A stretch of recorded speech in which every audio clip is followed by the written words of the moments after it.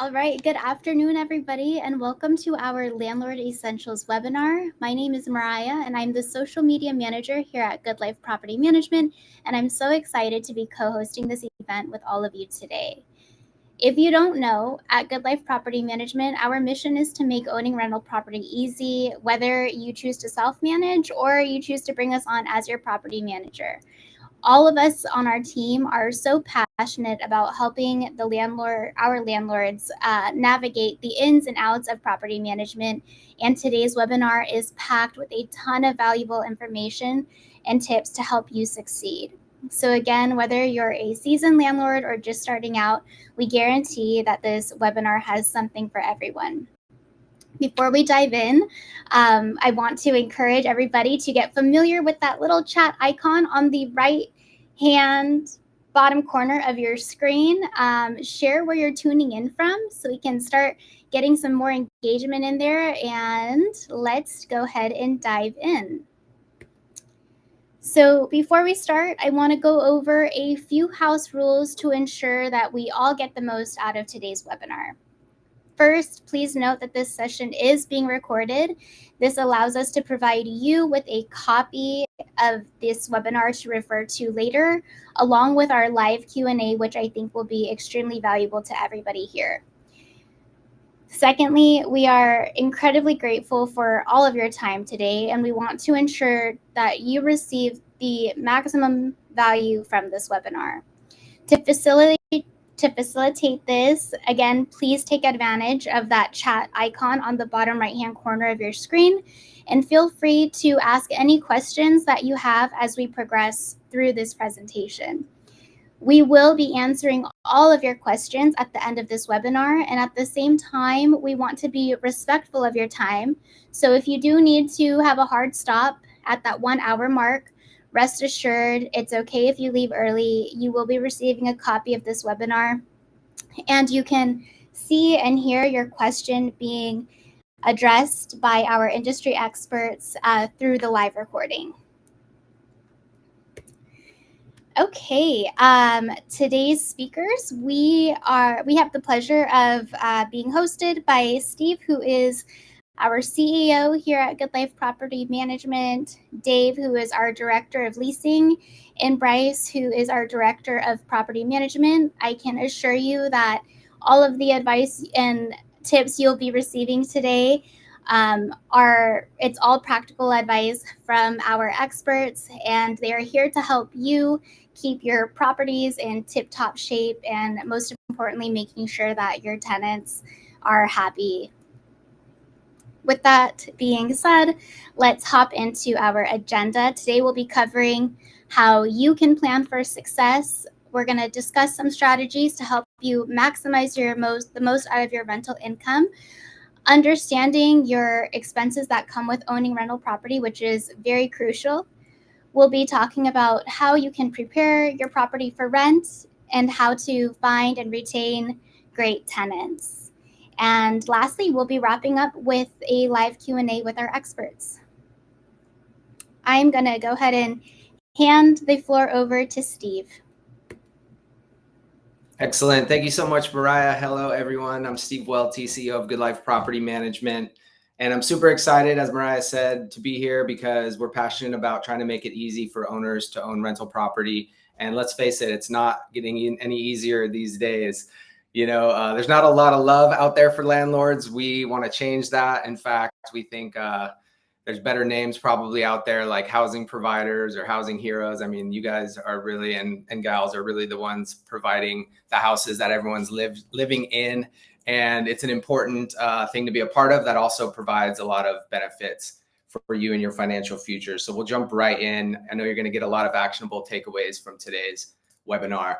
So I really want to start with, why are you renting your property? And it's so good to see a lot of our clients in this webinar and people I don't know, but it's very helpful to ground in a why. And the reason is that there's a famous quote by Friedrich Nietzsche that says, "He who has a why to live for can bear any how." And we need a strong why because it's not getting any easier. And the landlords that stick it out are the ones that win. And the ones that don't win are the ones that burn out. And so some strong whys are like, I want to one day live on passive income from my properties, or I want to supplement my retirement income from my properties, or I want to leave something meaningful for my children. Or the one I love the most is I want to own assets that don't require my brain. I was talking to a mentor of mine and I was asking him, why are you still buying so many properties? He's like, it's assets that don't require my brain. My business requires my brain. My job requires my brain. And so I'll sleep easy at night knowing that my family's taken care of because I have these assets. And so what's your why? And if you have a clear one, it will help you from avoiding burnout. And this is very sad when I see this from past clients or just people out there. I like to say it's easy until it's not.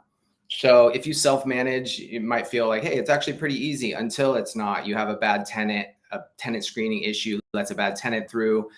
You have a lawsuit. There's more legal risk out there for landlords. And that's why I wanted to start with this why, because there's probably easier businesses you could get into. There's probably other things we could do with our time and money. But I believe the upside for this industry has never been greater, because the more complex and regulated an industry becomes, actually the higher prices generally trend in any industry. If you look at healthcare, prescription drugs, all sorts of things. So you have a maintenance issue you don't know how to handle. And so we want to, you have a crazy neighbor, some of us who have been in those scenarios know that it can get hard real fast. And so we often go it alone, and we don't have a team or a clear why or a vision why these things happen, and or when these things happen, and we burn out and we miss the opportunity on wealth building. And so there's three things I know for sure, and I'm super passionate about. A client of ours gave me the first one. It's a gift. He said, I know this for sure. Your 30-year loan pays off in 30 years. And it pays off in 23 years, roughly, if you make biweekly mortgage payments. But I love real estate, rental real estate, even if we're not, high level investors, if we're just renting one house or turning our house into a rental or apartment building, that 30-year loan pays off in 30 years. It's a simple part of my investment portfolio that I know will happen. Like, I know that for sure. It will pay off in 30 years. The other thing, number two, everyone regrets selling their home. It's this crazy phenomenon I've realized over the past, especially couple of years, that there's very few absolutes in life, but absolutely everybody, give it enough time, regrets selling their home or they're getting out of the rental business. I'll say 99.8%, but everyone, they 10, 15 years go down the line, like, oh man, it'd be great to still own that property. And so it was very interesting to me to think, wow, it's a thing that everybody regrets, but then so many people keep getting out of the business or selling or, not owning assets like rental property. And that's such a big upside, because number three, the wealthiest people build assets. When we live in a home, I know some of you own rental properties. Some of you are thinking about converting your home to a rental. But when we own a home, that's, that's not an asset. That's just something we live in. When we convert it to a rental property or buy a rental property, something that generates cash flow, now we're creating assets. All right. And so this was a gift from a wealthy investor. I was actually on a webinar once, and this wealthy real estate investor gave me this phrase that I'll never forget. He said, just do this, never sell a home you live in.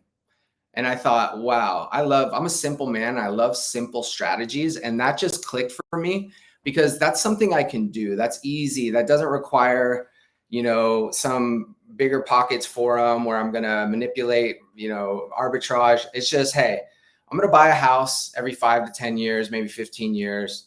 I'm going to keep the old one and rent it out. And after 15 to 30 years, I'm going to have a paid off house or close to it, big equity position in another house, and then maybe a new primary residence.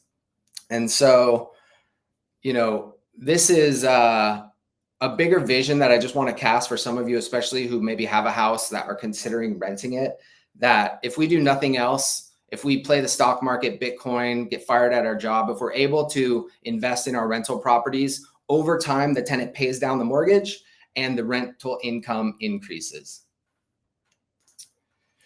So how does rental property make you money? We have to understand kind of the basics. I think most of us understand cash flow. You take your income minus your expenses. But there's some aspects of cash flow people generally don't factor in, like maintenance and utilities, different things we'll touch on.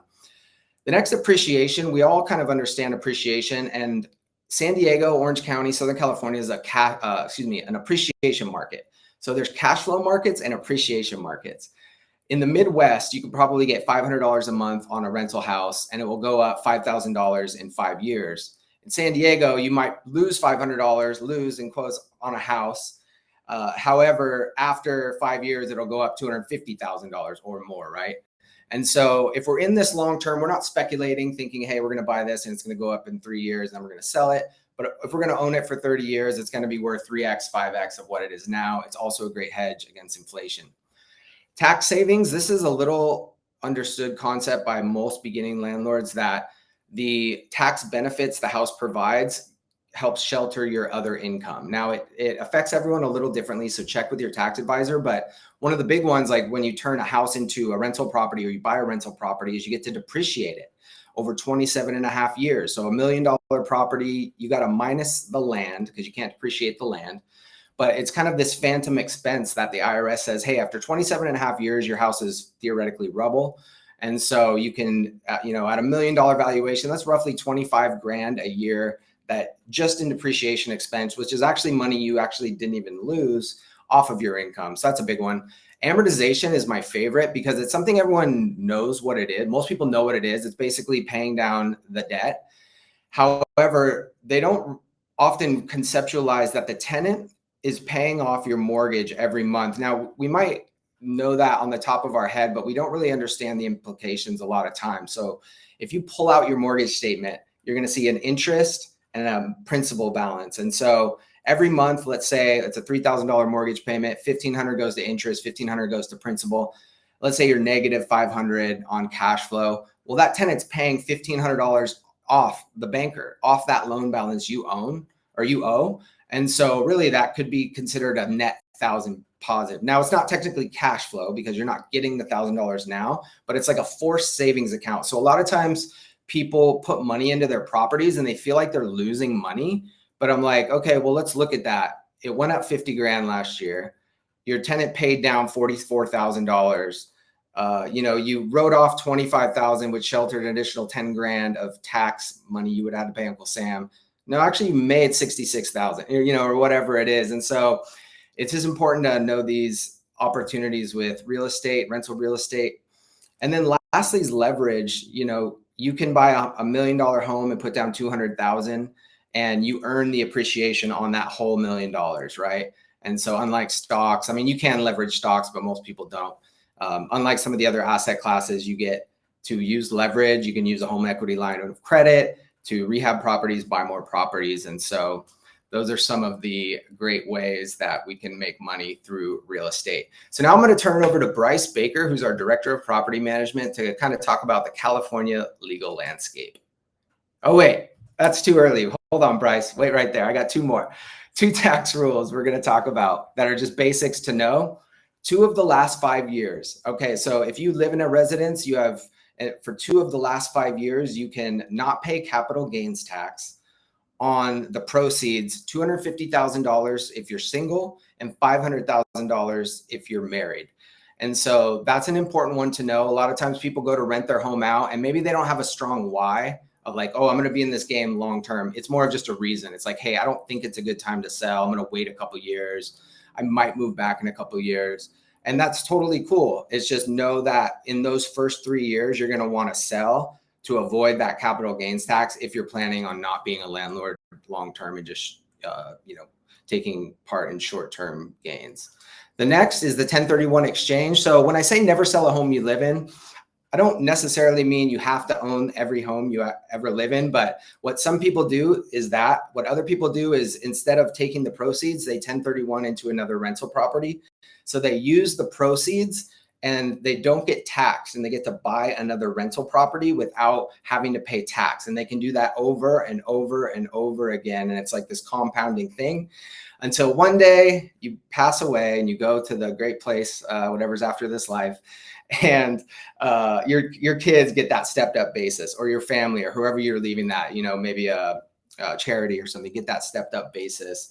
and you can defer taxes, and it's an incredible opportunity to build wealth. So I think that's where I hand it off to Bryce.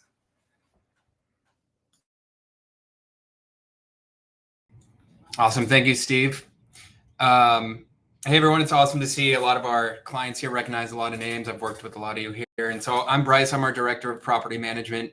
And every day is a new day in our department, right? We're responsible for our occupied property operations. And so that's why I love this job so much, is because every single day I'm learning something new. So I'm here to take some of my experience and give you just a few nuggets about the California landlord legal landscape. Gets a very complex, notorious rap. But if you really boil it down, I have 4 buckets here of what is applicable to the homes that you own here in California. So starting at the top with the fair housing laws, these are both at a federal and state level. There's 7 federal protected classes. These are the ones that if you violate, these are the ones that put you in the news headlines. These are the ones that you hear of lawsuits of millions, hundreds of thousands, millions of dollars. These are things like race, national origin, religion. These are the big kahunas that you don't want to violate. You want to be very, very careful and mindful of complying with. California, of course, like most of our levels of legislation, has 10 additional protected classes. And the few that I want you guys, that I want to point out and want you guys to write down that are very, very important that we've personally gotten in trouble with as a company is source of income. This is Section 8, right? The government housing vouchers. Good Life got burned, but when they rolled this out, I think it was right at the beginning of the pandemic, they said, hey, you have to accept, all landlords need to accept Section 8 housing vouchers. And we put an advertisement out that said, sorry, we don't accept Section 8. It was an old ad template. Within a couple of days, a shark attorney who was looking for these types of advertisements served us a demand letter, a few $1,000s to make it go away without even having to, the attorney having to do anything. So very, very important. All landlords need to accept government housing vouchers now. Another one is military or veteran status. Cannot discriminate based on that, as well as age. This is another common one. You know, you have a rental near one of the big universities here in San Diego or in Orange County, and you say, hey, sorry, no college kids. Can't do that either. Cannot discriminate on age. So drilling down a little bit further is the California Civil Code. This is at a state level. It doesn't only pertain to rental properties. It also pertains to other topics of general behavior, the general obligations and rights of persons within California. The 3 most important ones to me for landlords are 1941, which is habitability. This is another hot topic among tenant landlord law.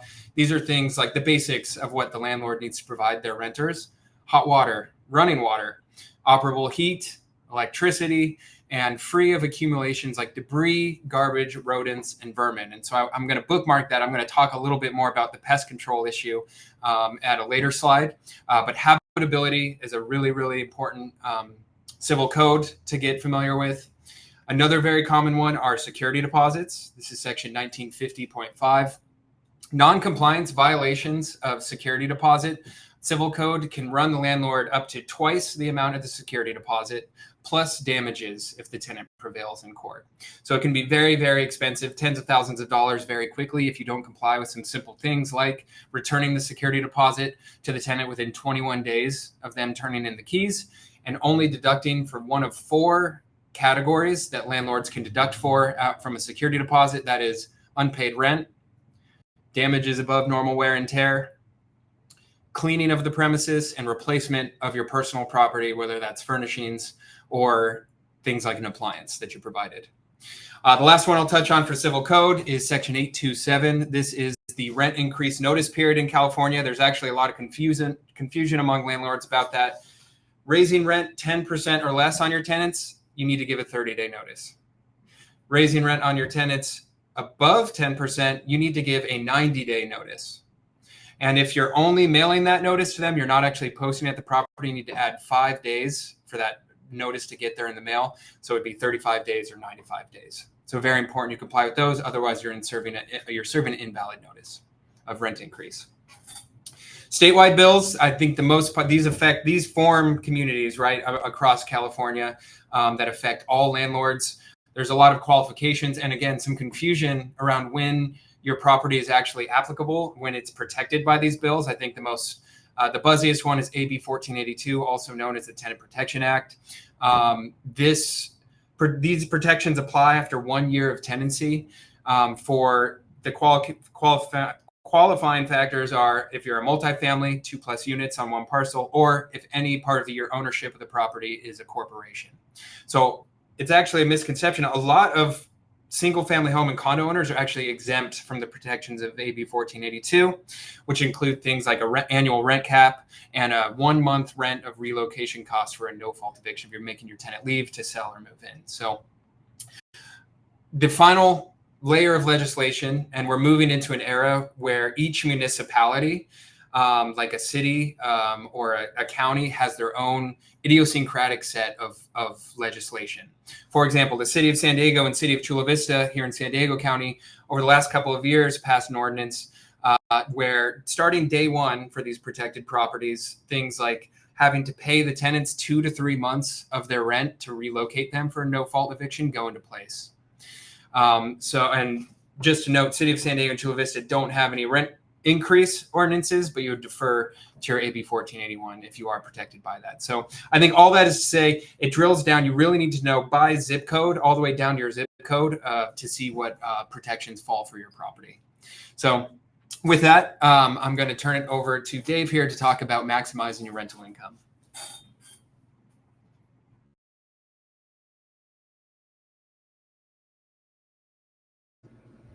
Dave, you're muted. Hey guys, thanks Bryce. So what will my property rent for? This is far and away the number one question we field. Our sales team, most people before entering the market, they want to know this. So as leasing director, this is the number one thing that we're always talking about with our clients.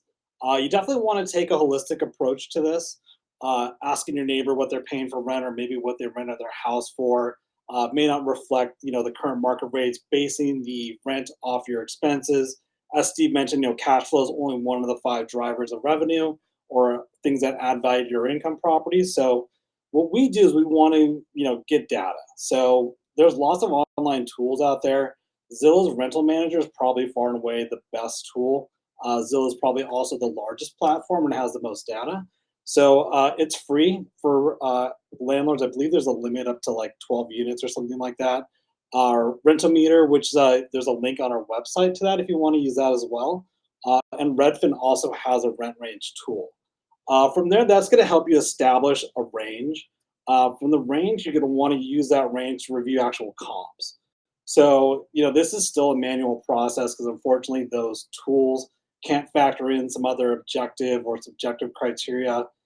These are usually going to be like amenities or finishes. Like you won't, the rentometer is not going to tell you if one house has a swimming pool or another one has like wallpaper and shag carpeting throughout. So these are things that are not going to be factored into that range. You're going to want to get a little more granular on it in setting the rent. Other factors like seasonality and inventory also affect price. So in just about every market during the summer, you can usually get 5, maybe 10% more than you can in the winter months. Things with both weather and school cycles. These are usually drivers that people are more willing to move in the summer months than the winter months. Inventory is also a huge factor as well. So, if you guys remember back in Econ 101, if demand is constant, but demand is higher in the summer and the inventory is lower, you can get the higher prices. If there's a lot more inventory and demand remains the same, then you're going to have to come down on price. So since you're unlikely to compete on amenities with other comparables, like you're probably not going to put in a swimming pool to compete with the unit next door, the only thing you're going to have to compete on is price. So another common mistake is we see landlords setting the rent too high. And I get it, right? You want to maximize your revenue, your return, your upfront cash flow. For multifamily owners and some investors, like this may increase the valuation of the investment that you can use to leverage other deals. But for most landlords are looking to generate income quickly and keep it coming in long term. So we use something called a max rent pricing strategy, and this is going to do 3 things. It's going to help the property rent faster, usually to better qualified tenants. It's going to keep tenants longer and reduce vacancy. Vacancy is going to be your number one threat to your bottom line. So if you have, let's say, a $3,000 rental, you're losing $100 a day each day that that property sits vacant. So what we've learned is that when we set the price, 3 to 5% just below the market, we typically lease it 3 to 4 weeks quicker. That's not to say that if you set it, a little bit above that it's not going to rent. It just may take longer. So if you factor in, the cost per day of lost potential revenue versus what you may make on that extra $100, it usually is going to not even out. When you're priced right, you're also usually going to get generally better qualified tenants. We always say the best tenants can rent anywhere, right? It's just like the people with the best credit can usually get a loan from any bank. Best tenants can rent anywhere. Usually the tenants who have income issues, bad credit, they're the ones that usually have to pay more because they can't get a good deal. When you set the rent slightly below market, you're also going to get tenants that may stay longer, ultimately reducing vacancy. So every year when that renewal comes up, they're going to shop it around to make sure they're getting a good deal. So if you started off slightly below market, you're going to have more room to negotiate on the rent from there for the next year. If they don't want to renew the lease, you may be looking at another month of vacancy, so you'd want to factor that in. So if you have a $3,000 rental and you're looking to add $100 a month and they move out, you just lost another $3,000 when you were trying to net $1,200. So sometimes you may also want to even be open to negotiating on a smaller increase to avoid additional vacancy time. Steve, do you want to go back over some expenses of the property? Absolutely. Thanks, Dave. So first one is management versus self-manage. And hiring a manager is not best for everyone. People that really value control, if you live very close by, perhaps, if it's just you just can't see yourself relinquishing decisions to another person or another expert. Some people are actually just very interested in it. There actually is an additional tax deduction if you're what's known as a real estate professional, and that doesn't mean you have to sell real estate. It just means you're active and engaged in your rental property at least 750 hours or more. So some people want to turn this into a business and be very hands-on. So that also makes sense. Generally you're going to pay with time or money. And so if you're willing to learn the business and stay up to date on the laws, then that's also a good option. Otherwise, interviewing a few management companies and, giving that a shot can be a good, approach. What I like to say is a lot of times people balk at the management fee. They're like, okay, 8%. Okay, I'm going to pay a couple $100 or whatever it is. Yeah, I guess I'll save that. But one thing to consider is any expense of your rental property is tax deductible. So that, and especially if you're comparing management companies, like, okay, this manager's $200 a month, this one's $250. Well, I want to save $600 a year, so I'm going to go to the other one. Well, kind of, if you're factoring in California taxes, and if you're in a higher income tax bracket, you're maybe paying 40% or more on taxes.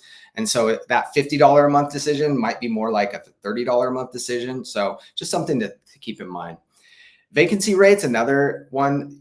San Diego is very transient. Like everyone's lived in San Diego at some point. You meet people on vacation, like, oh yeah, I lived in PB for 3 months or like 3 years. And so we generally have lower occupancy rates over time. So tenants will generally stay, around 3 years.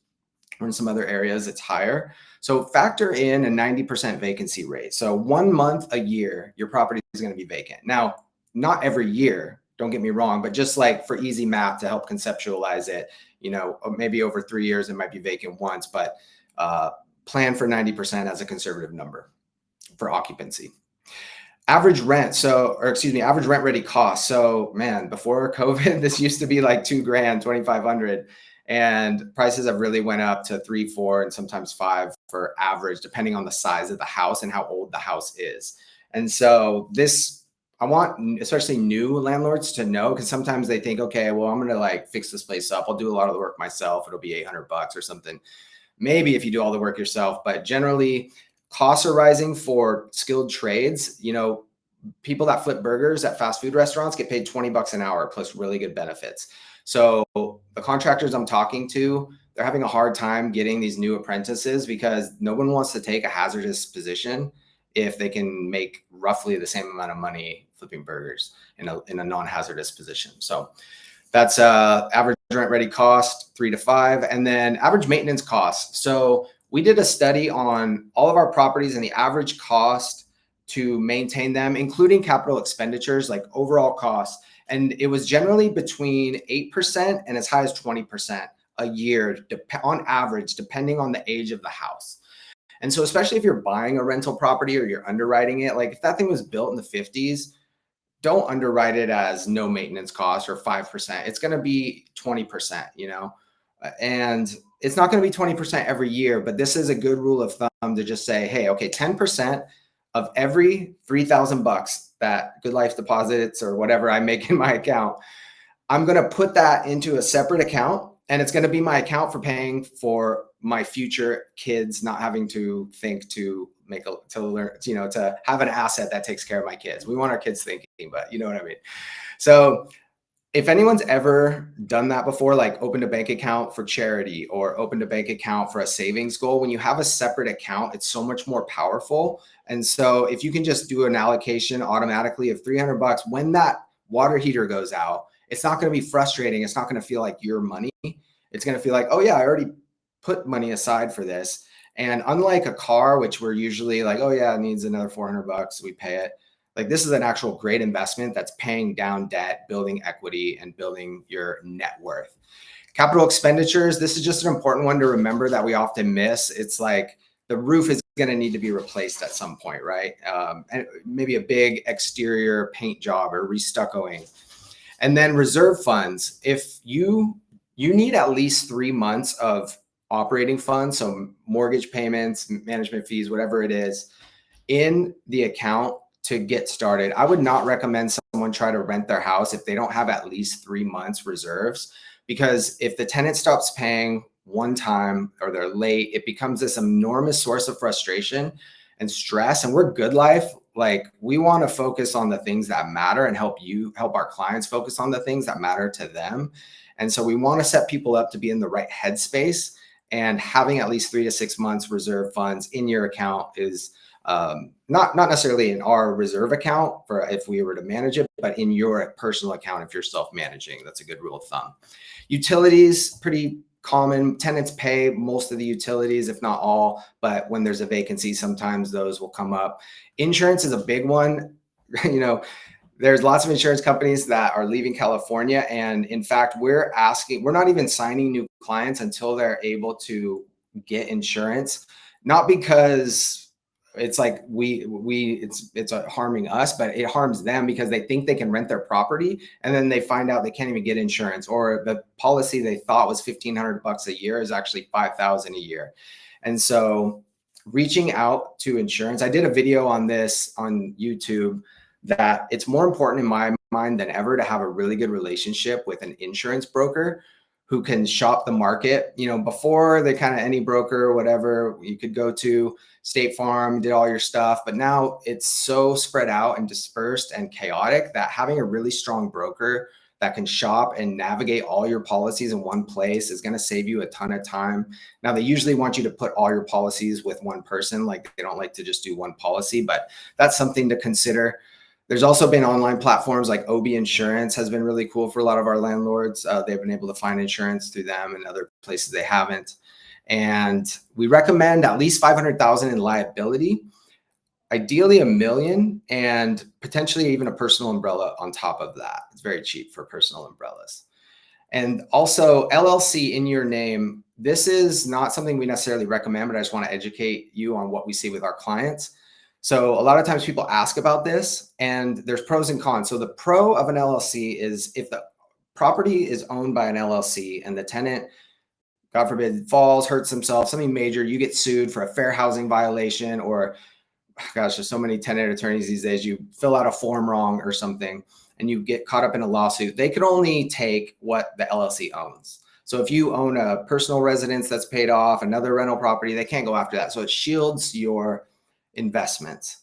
Now, the downside is it's expensive. It's $800 a year just to file every year.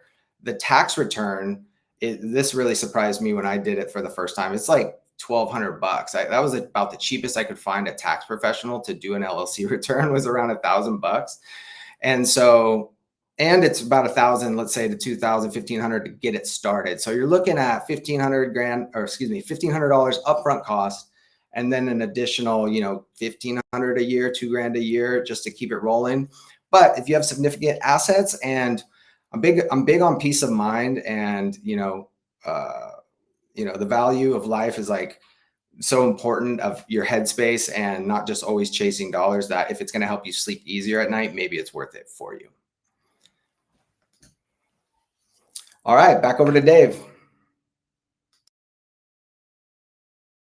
All right, thanks, Steve. So now you decided that you're going to go ahead and rent your property. So what do I need to do to get ready? So we like to use the term or the phrase move-in ready. So move-in ready means that the home is clean, it presents well, everything works and functions as intended. So the walls should be freshly painted, free of nails, scuffs, scratches.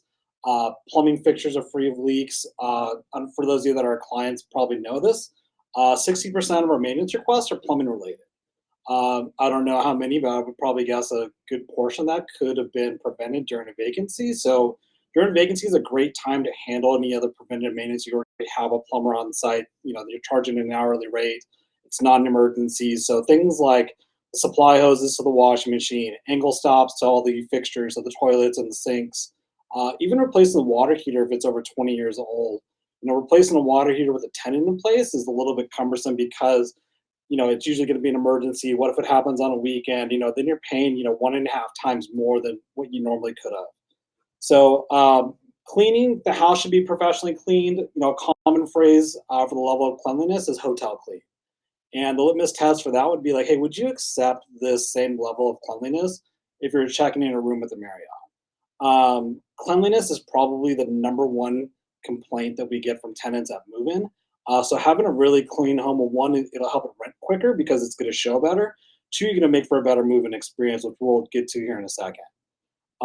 Landscaping, landscaping should be well maintained. So part of attracting good tenants is showing a home that shows a level of care. So if the landscaping is overgrown, there's weeds everywhere, or it doesn't show well, tenants are going to assume that you don't care about the property. So why should they? General repairs, so everything needs to work and function as it was intended. So, in the industry, it's called special knowledge, where tenants should not need special knowledge on how to operate some of the home's fixtures. We've had a property recently where the garbage disposal and the dishwasher were plugged in the same outlet, and the homeowner expected the tenant to crawl underneath the sink and change out those plugs every time they want to use one of the other appliances. So tenants aren't usually going to go for something like that. Another one that's really common are doors and windows, especially on these older craftsman style homes. Some of the windows you need like superhuman strength to open them. And what if the tenant's elderly or disabled? So those are things you definitely want to factor into it. For safety, just the really basic safety items, installing a smoke alarm in every bedroom, hallways leading to bedroom if the house has a vaulted ceiling. Where to install smoke alarms, that'll usually be in the manufacturer instructions. If the house has gas burning appliances or an attached garage where you can park your car, you're going to need carbon monoxide detectors. You'll need one for each floor of the house. You want to rekey the locks between the tenants. Oftentimes the tenants aren't the only ones that have the key when they're moving out. The neighbor may have a key, the nanny, one of their friends. So, to limit that liability, you definitely want to change the locks. Other things you want to do is check the home for obvious exposures. Common ones we come across are fences, fences that are in disrepair, that are leaning over. Another one is stairs. So here at Good Life, we've actually had 3 injury claims. One was regarding a dog, and the other 2 were related to stairs. So having stairs that are in good repair, including the handrails, is extremely important. Okay, so now the house is ready, and now you're ready to list the property. Where am I going to advertise it? I would highly recommend doing Zillow.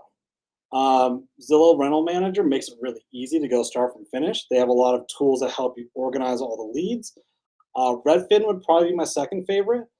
We actually advertise them both. We have a proprietary software that helps us navigate all of it. But just know that the more platforms you're on, the more different platforms you're going to be working on and responding to. And that's going to, sometimes you even get some of the same people hitting you up on multiple platforms. Just some numbers. So last year we had over 30,000 leads. 80% of them came from Zillow. So Zillow is probably far and away the biggest lead source and the biggest platform that tenants seem to be using. I would avoid Craigslist. Craigslist, we used to do it. It's very prone to scams, both as people posing as landlords and people posing as tenants. People posing as tenants can get your information, pretend to move in, and then actually sublease it to somebody else. Facebook Marketplace, we get asked this a lot. Facebook Marketplace, I feel it's still a little bit untested. It's not quite the norm. Actually, before this presentation, when I was making some of my notes, I went on there and looked in Pacific Beach. There were 2 rentals that came up. Both of them were scams. How do I know? One was $1,400 for a 2-bedroom apartment, which is half of what it should be, and the other one was a home, like a home in La Jolla, that was going for $3,500, which that should probably be like $5,000. Not a lot of description. The lister was hidden, so a lot of like red flags with that. I feel that like Facebook Marketplace is great. You want to sell a used bicycle, but for a rental, Zillow and Redfin are a little bit more manageable. So now that you got the leads, most tenants are going to want to see the house before applying or signing a lease. So the number 2 reason why homes stay on the market is availability for viewing. Number 1 is going to be price. 2 is availability. You want to make it available as possible for viewing. So different programs, depending on what you're using, allow you to set up specific dates and times that the house will be available. You can also do it upon request. You can also maybe employ like your friends or neighbors to help you show it out and cover some of those days and times. But before you show it, I highly recommend pre-screening these leads. So pre-screening, you're going to call this person before you go out there and say, hey, when can you move in? Right? That's probably the number 1 question that eliminates most leads. A lot of people say, oh, I'm not looking to move in until 6 months or next year. I'm just kind of looking right now. Okay, do you have pets? If your property is not allowing pets and the person has pets, you'd be wasting your time going down there and showing them the property. You always want to ask them if they have any questions. We get a lot of ones, oh, that's on the first floor? Okay, yeah, I'm actually not interested. That's not a corner unit. Oh, that one doesn't have 2 parking spaces. So you want to make sure you answer all their questions before you set up the lead. So out of the 30,000 leads that we get, only 30% of those convert to an actual showing. So at the showing, you're obviously going to be asked, hey, what are you looking for in a tenant? So you should prepare some objective criteria ahead of time. Someone put in the chat, what are some of the credits? So what are some of the criteria you can select a tenant on? You can look at our rental criteria on our website, but essentially credit is 1, income and rental history, or a combination of the 3 of those. Source of income is now a protected class as well, so you definitely want to read up on that, such as every house now has to accept housing vouchers, so Section 8. You can't discriminate if it's like a VA voucher, other types of assistance, like it could even be payments from parents now have to be accepted as income, not just a employment income. So when you are, relaying this stuff to the tenant, you definitely want to have something prepared ahead of time. A lot of times at the showings, you may get multiple people. So they want to know, hey, how am I going to get this over this person? What are you looking for? What's going to qualify me? Even having that ahead of time may even prevent you from even going out there and showing it. They can be, hey, what are you looking for a tenant? Oh, they need to have a minimum 625 credit. Oh, I'm not even near there. I'm not going to go down there and see it and waste both of our times. Now that you've got the applicants and you qualify them, you want to get them on a lease. Again, Zillow, Redfin, there's a ton of other online resources for getting forms to execute a lease. Bryce mentioned it. You definitely want to make sure that it works for the area that the rental property is in. For example, San Diego requires certain disclosures in the lease that are different than Chula Vista or other parts of San Diego County. Based on the age of the home, other disclosures are needed. Things about like lead or asbestos. There are certain mold packages that have to be put into the lease. So definitely make sure that you're in compliance with all of those. Once you get the lease executed, now you're ready for the best move-in ever. Big study done by the multifamily industry show that tenants that have a more positive move-in experience are 50% more likely to renew. So as I mentioned before, the number one move-in complaint is cleanliness. Oftentimes you get it cleaned, during the make ready stage. You show it, it sits vacant for a while. Maybe you have some other vendors going in there to finish some of the work. It may be necessary to do another touch-up clean. It's something we do regularly. A lot of our properties have 20, 30 people going in and out of there, and we want the home as clean as can be because that's how we expect the tenant to maintain it. The other thing is you want to have everything ready for the tenant, right? You want to make sure all the keys are there, all the garage door openers, the mail key, the pool key. A lot of times our owners forget to leave those behind, or they never use a parking pass. They always park in the garage, but the tenant needs it. So having all that stuff ready for the tenant is going to make for a great move-in. I know Bryce talked about the security deposit. So one of the things you definitely want to do is document the condition before they move in. So you can do a combination of either just a written document where it's like a checklist saying that these items were okay, supplement that with photos, or just do photos. We often get security deposit disputes. We use a combination of a report and photos. And when we send that to them, it's usually an open shut case. It makes it really easy, to handle those objections or show the tenant, hey, I understand what your complaint is. Here's the photos from the move-in. It looks like it was not like that, when we gave the property to you. And I will turn it back to Bryce.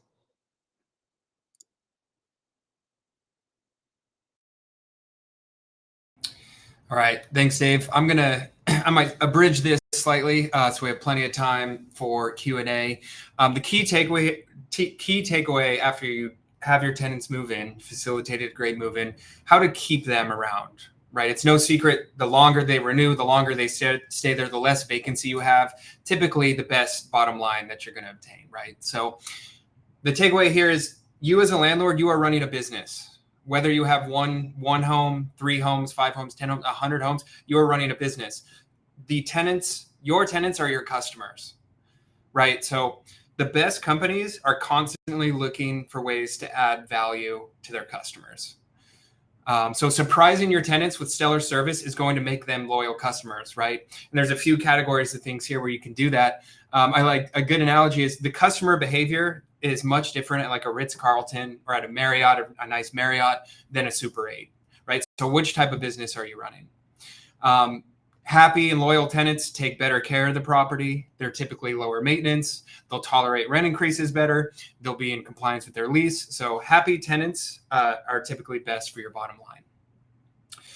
One category, the biggest pain point that a lot of landlords can even attest to is maintenance of a home, right? On the other side, the biggest pain point for a lot of tenants is maintenance of the home. Same exact thing, right? It's communication from the handyman. Hey, he never showed up. He never texted me. Or communication from the landlord, more importantly. So having policies in place for yourself, right? Like if there's a leak at midnight, what should the tenant do? Put it in your lease. Give them the number. Let them know. Give them a nice welcome packet of like, hey, if then, right? Form relationships with vendors that you need now. Don't wait until there's a leak. Don't wait until a maintenance request comes up. Get your quiver of vendors from other landlords, from a management company, whatever, from your experience, from maintaining your own home. Make sure you have all this information documented so that you can swiftly handle. That's the biggest thing for happy tenants. Handle maintenance swiftly, handle it professionally, and communicate, both you and your vendor. And remember, your vendor is an extension of you, your brand. Same thing for Good Life, right? The third-party vendors we use, they're an extension of our brand. We expect them to be licensed, insured, and professional because they're carrying our name out actually physically at these properties. Common issues you are going to face. So especially once you get 1, 2, 3, 4, 5 units that you own and that you're managing, it's not if, but when with rental property, right? Your tenants are going to be late on rent. They are going to have lease violations. There is going to be a cockroach infestation. So just a few tidbits here on some of these things. And there's a common theme is act quickly and draw the boundaries with your tenants so that they know what will and will not be tolerated.